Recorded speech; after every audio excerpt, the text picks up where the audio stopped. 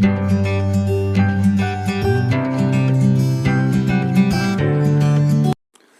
हम बनाने वाले हैं बाजार जैसे स्वादिष्ट कांदा पोहा। ऐसी और टेस्टी रेसिपी की वीडियोस के लिए मेरे चैनल को सब्सक्राइब करें और बेल आइकॉन को ज़रूर प्रेस करें। तो चलिए शुरू करते हैं। सबसे पहले हम यहाँ पे इस तरह की छन्नी एक ले लेंगे एक कढ़ाई पे।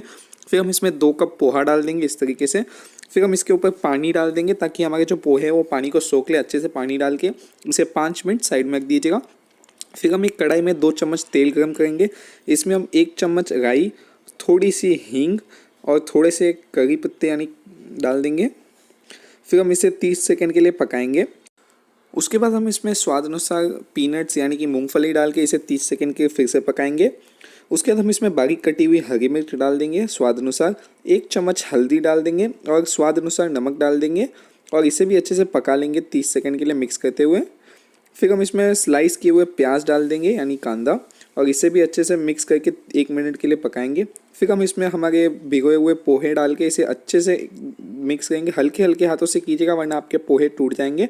फिर हम इसमें 1 चम्मच नींबू का रस और थोड़ा सा धनिया यानी कोरिएंडर लीव्स डाल के इसे फिर से हल्के हाथों से मिक्स करके गैस को बंद कर देंगे।